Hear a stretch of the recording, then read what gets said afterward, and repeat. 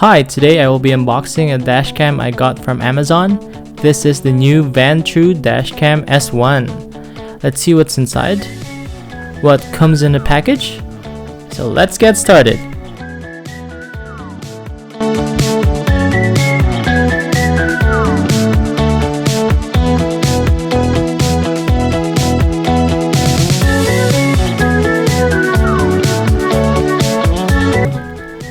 Alright, so here's everything inside the box. We have the user manual and a quick start guide.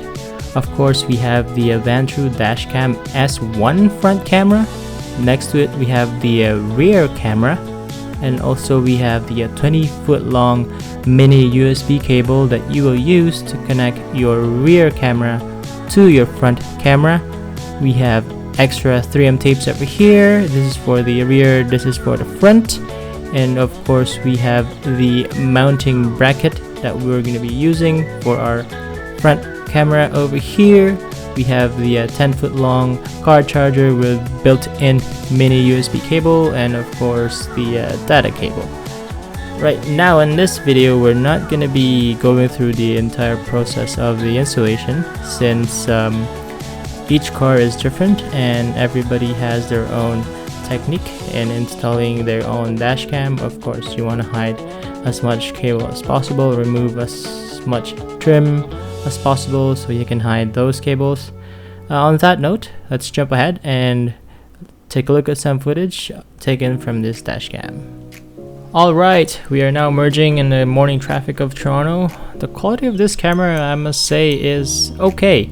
The main reason I bought this camera is because it's a dual channel dashcam, meaning I have both front and back running, and both record 1920 by 1080p at 30 frames per second resolution.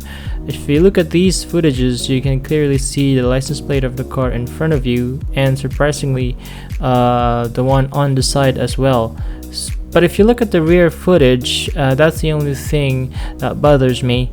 It's not as good as the front. Now, one reason I could think of is that there's too much glare coming from my rear window. I tried to position it to different sides of my rear window. However, I get the same result, so I guess my last option is to get a CPL filter for this camera, if they even have one available. Now, earlier I said that the quality of this camera is just okay, not great. The reason is, when you look at these footages, like highway footages, the images become blurry sometimes and you struggle to see details.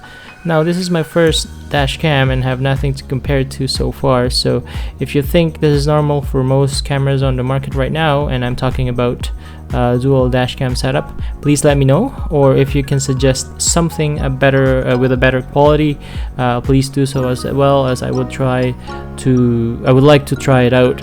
Now let's look at more footages. As I mentioned earlier, my rear camera is not as good as the front because of the glare from my rear window. However, this is actually impressive still, because you can still see the cars and which lane they are in. You can see the color of the car, you can make up the model or manufacturer, and also if they even activated their turn signal or not, like this blue car over here. I'm pretty impressed, I must say. So now that we've looked at the day footage, let's see the low light footage quality as well.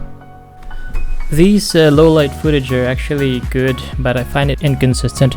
Some of the videos become blurry and grainy, as you will see here.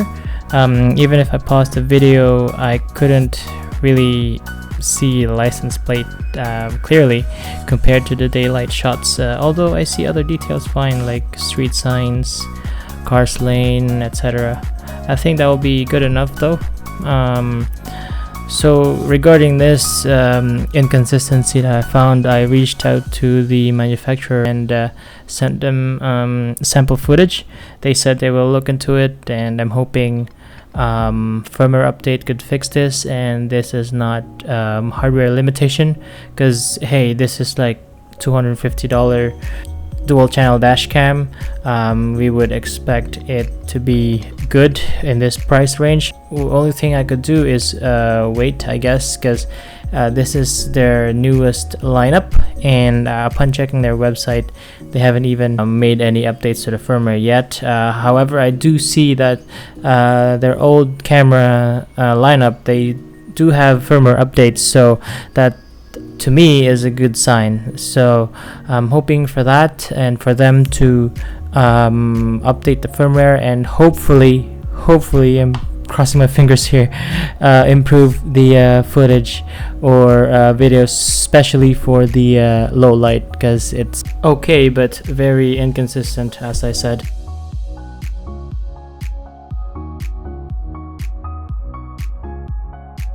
Now, if you would ask me, do I recommend this camera? Of course I do. It's comparable to some brands, like name brands out there that are a little bit more expensive, but if you want and can wait a little bit for a firmware update, then I suggest you do so. It's not like this camera is crappy out of the box. It's great camera, it's just inconsistent, but I'm positive that improvement is on the way. So if you like this video, please comment below. If you have any questions, do not hesitate to ask in the comment section. So that's it for now, folks. Until next time.